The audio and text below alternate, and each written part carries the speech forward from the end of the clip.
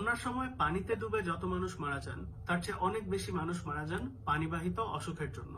এ সময় cholera, diarrhoea সহ নানা ধরনের ভয়াবহ রোগ ছড়ায় এবং সবচেয়ে বেশি আক্রান্ত হয় শিশুরা। এজন্য বন্যার সময় আমাদের একটা বিশেষ প্রায়োরিটি হচ্ছে সবার জন্য বিশুদ্ধ পানির ব্যবস্থা করা এবং প্রচুর পরিমাণে।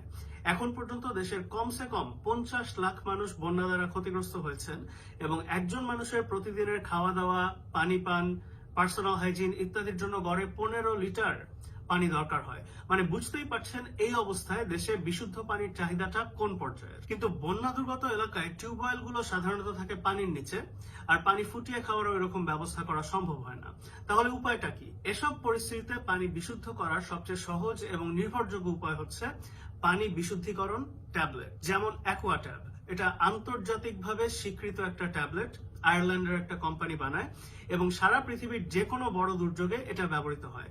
আমাদের দেশেও এর আগে যে কোনো বড় দুর্যোগ, বন্যা, রোহিঙ্গা শরণার্থী শিবির সমস্ত জায়গায় এটা বহুল ব্যবহৃত হয়েছে।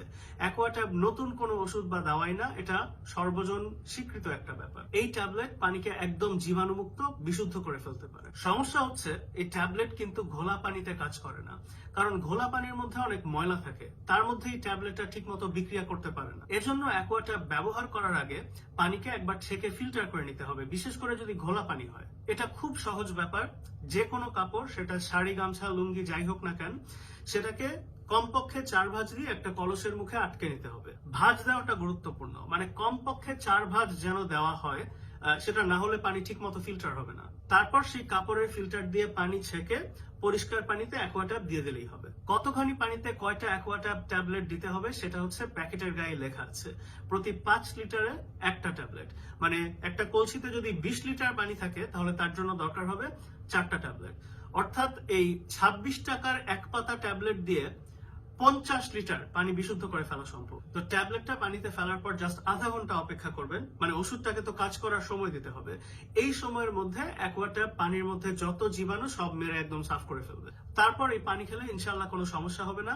একটাই প্রবলেম, সেটা হচ্ছে পানির মধ্যে একটু গন্ধ থাকতে পারে, কিন্তু এটা আদৌ ভয়ের কিছু না এবং এর অন্য কোনো ধরনের পার্শ্ব প্রতিক্রিয়া নেই। যেমনটা বললাম, অ্যাকোয়া ট্যাব কোনো নতুন অদ্ভুত কিছু না, এটা বহুল ব্যবহৃত জিনিস। সারা বিশ্বের, বাংলাদেশের যে কোনো দুর্যোগে এটা এর আগে অসংখ্যবার ব্যবহৃত হয়েছে। এটাই হচ্ছে পানি বিশুদ্ধ করার সবচেয়ে সহজ উপায়। আপনারা যারা ত্রাণ কর্মকাণ্ডের সাথে জড়িত আছেন, আমি আপনাদেরকে অনুরোধ করব অন্যান্য ত্রাণ সামগ্রীর পাশাপাশি আপনারা যথেষ্ট পরিমাণে পানি বিশুদ্ধকরণ ট্যাবলেটও পৌঁছে দেওয়ার ব্যবস্থা করবেন এবং স্থানীয়দেরকে শিখিয়ে দেবেন কিভাবে এই ট্যাবলেট ব্যবহার করতে হয়। মনে রাখবেন, অ্যাকোয়া ট্যাব একটা উদাহরণ, এটা কিন্তু একমাত্র উপায় না পানি বিশুদ্ধকরণের।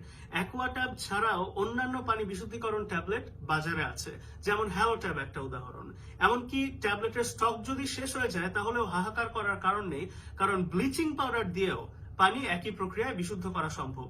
1 লিটার পানিতে 1 চিমটি ব্লিচিং পাউডার দিতে হয়। ট্যাবলেটের ক্ষেত্রে শুধু মনে রাখবেন, প্রথমে একটা কাপড়কে কমপক্ষে 4 ভাঁজ করে পানি ছেঁকে ফেলতে হবে, সেই ফিল্টার করা পানিতে ট্যাবলেট যোগ করতে হবে, আধা ঘন্টা বসে থাকতে হবে, তারপর পানিটা বিশুদ্ধ, এটা আপনি খেয়ে ফেললে কোনো সমস্যা হবে না।